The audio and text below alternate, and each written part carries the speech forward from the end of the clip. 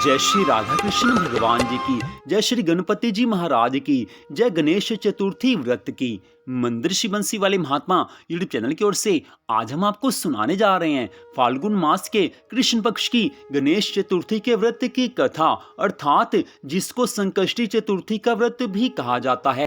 तो संकष्टी चतुर्थी के व्रत की कथा हम आपको सुनाने जा रहे हैं, साथ ही इसका शुभ मुहूर्त भी आपको बताएंगे और किस विधि से श्री गणपति जी महाराज जी का पूजन किया जाता है। ये सारी जानकारी आज की इस वीडियो में हम आपको देने जा रहे हैं। फाल्गुन मास के कृष्ण पक्ष की जो गणेश चतुर्थी होती है उसका नाम संकष्टी चतुर्थी भी है और इसको द्विज प्रिय संकष्टी चतुर्थी भी कहा जाता है। और इस वर्ष 2022 में फाल्गुन मास की द्विज प्रिय संकष्टी चतुर्थी का व्रत 20 फरवरी दिन रविवार को है। पंचांग के अनुसार फाल्गुन मास की द्विज प्रिय संकष्टी चतुर्थी का व्रत 20 फरवरी 2022 दिन रविवार को रखा जाएगा।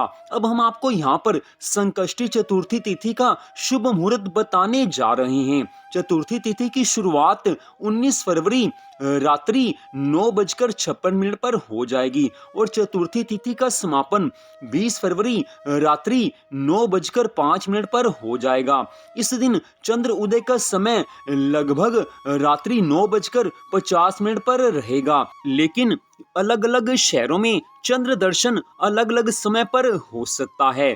तो अब हम आपको यहाँ पर द्विज प्रिय संकष्टी चतुर्थी की पूजा विधि बताने जा रहे हैं कि इस संकष्टी चतुर्थी व्रत की पूजा कैसे की जाती है। तो जैसा कि नाम से ही पता चलता है कि संकष्टी चतुर्थी व्रत अर्थात संकटों को हरने वाले भगवान श्री गणपति जी महाराज जी की जो तिथि है वो चतुर्थी तिथि है। और भगवान श्री गणपति जी महाराज इस दिन भक्तों की भक्ति से प्रसन्न होकर अपने भक्तों के सब संकटों को हर लेते हैं, उनके सब संकटों को दूर करते हैं।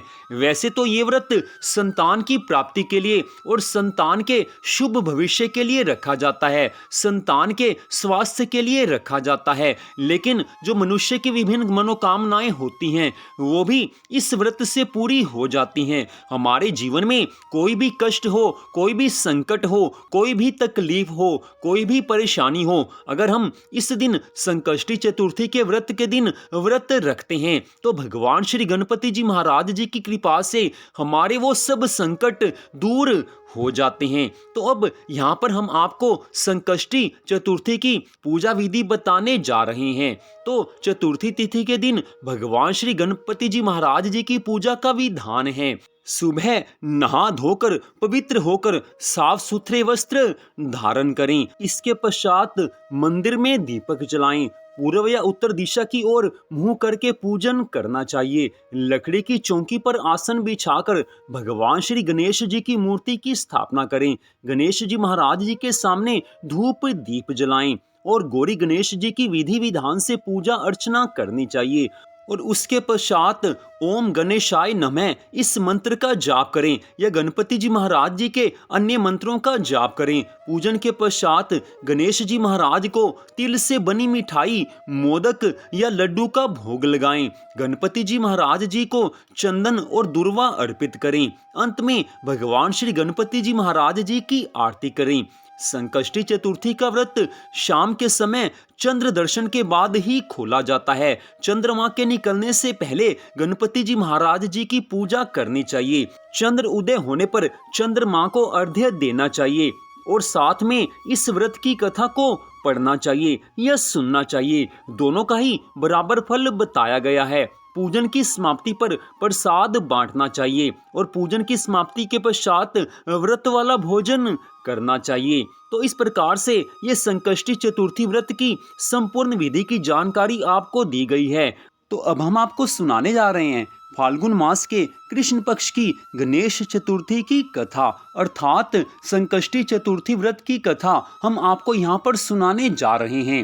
माता पार्वती जी श्री गणपति जी महाराज जी से कहने लगी हैं कि हे लंबोदर, फाल्गुन मास के कृष्ण पक्ष की चतुर्थी को गणपति जी की पूजा अर्चना कैसे करनी चाहिए। इस महीने में गणेश जी का पूजन किस नाम से होता है और आहार में क्या लेना चाहिए। गणेश जी कहने लगे हैं कि हे माते, फाल्गुन मास की चतुर्थी को हे रंभ नाम से गणेश जी की पूजा करनी चाहिए।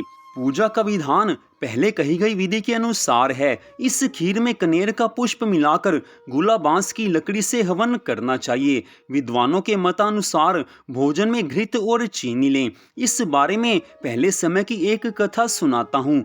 जैसा कि युधिष्ठिर के प्रश्न के उत्तर में भगवान श्री कृष्ण जी ने कहा था, श्री कृष्ण जी ने कहा कि पुराने समय में युवनाशव नाम के एक राजा हुए थे। वे बहुत उदार, धर्मात्मा और देवताओं तथा ब्राह्मणों की पूजा करने वाले थे। उसके राज्य में विष्णु शर्मा नाम के एक विद्वान ब्राह्मण रहते थे। वे वेदों के ज्ञाता तथा धर्मशास्त्र का अनुसरण करने वाले थे। उनके 7 पुत्र हुए। वे सब धनी थे, लेकिन आपसी व मनुष्यता की वजह से वे सब अलग रहने लगे। उनके पिता हर एक पुत्र के घर क्रमशः एक एक दिन भोजन करते थे। धीरे धीरे वह वृद्ध होकर दुर्बल हो गए। वे अपनी पुत्र वधुओं द्वारा अपमानित होकर रोते रहते थे।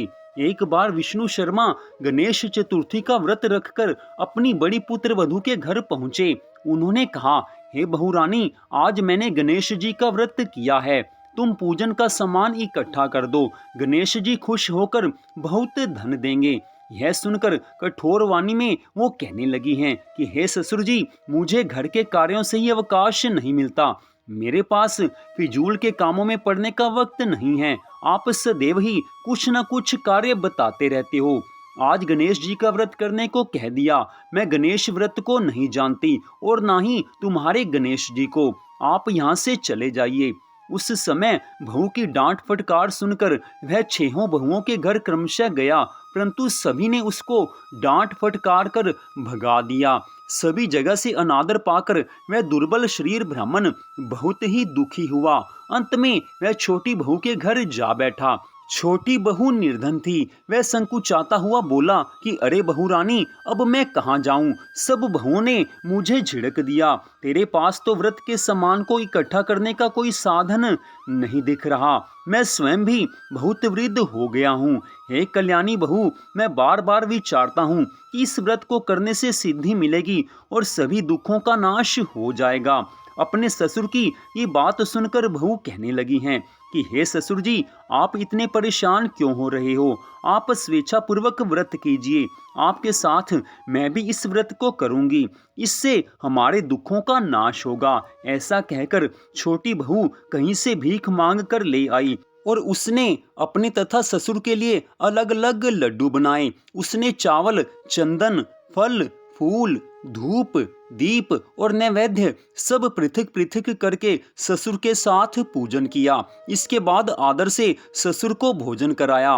भोजन की कमी के कारण आप कुछ ना खाकर भूखी रही। हे महादेवी, आधी रात के बाद ससुर को उल्टी दस्त होने लगे, जिससे उसके दोनों पैर गंदे हो गए। उसने ससुर के पैर धुलवाए और शरीर पोंछा।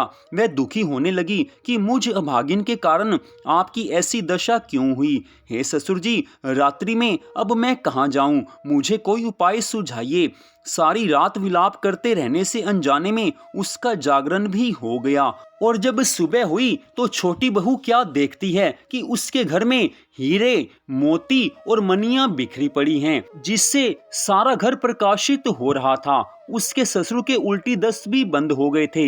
हैरान होकर वह अपने ससुर से पूछने लगी, ये क्या हुआ? ये धन किसका है? अरे इतने हीरे, मनी, मूंगा आदि मेरे घर में कैसे आ गए?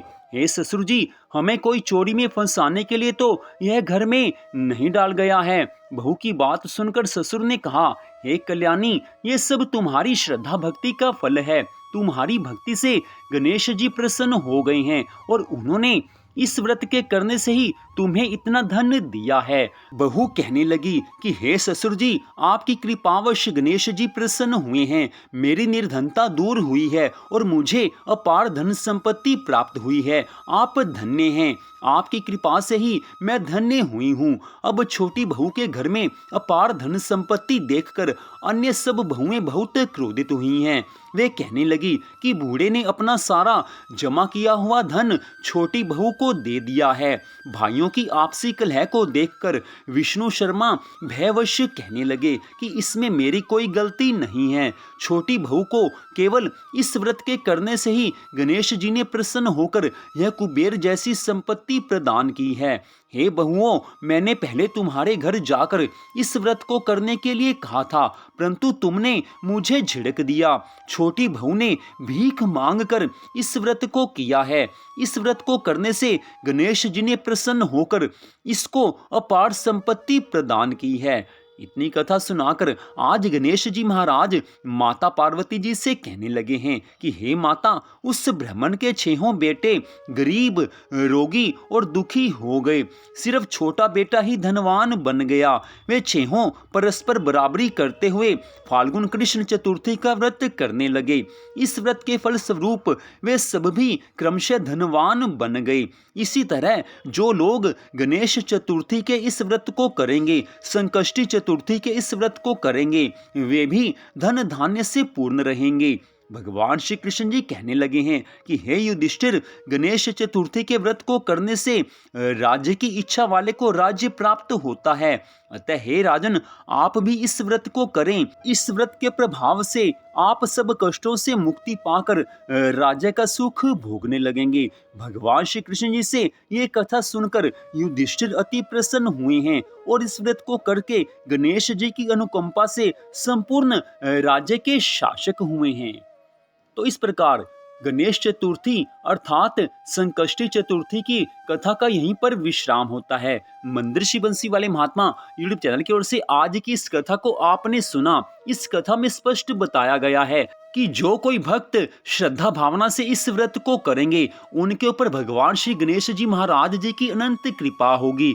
उन्हें धन संपत्ति मिलेंगे और उनके सभी दुखों का नाश हो जाएगा। तो आज की इस कथा को सुनने के लिए आप सबका हार्दिक धन्यवाद। भगवान श्री राधा कृष्ण जी की, भगवान श्री गणपति जी महाराज जी की अनंत कृपा सदा आप सब पर, आपके परिवार पर बनी रहे। ऐसे ही अन्य कथाओं को सुनने के लिए कृपया मंदिर बंसी वाले महात्मा यूट्यूब चैनल को आप सब्सक्राइब कर लीजिए, ताकि अन्य कथाओं को भी आप सुन सकें। जय श्री राधा कृष्ण भगवान जी की, जय श्री गणेश जी महाराज जी की। जय जय श्री राधे, जय जय श्री राधे, जय जय श्री राधे श्याम।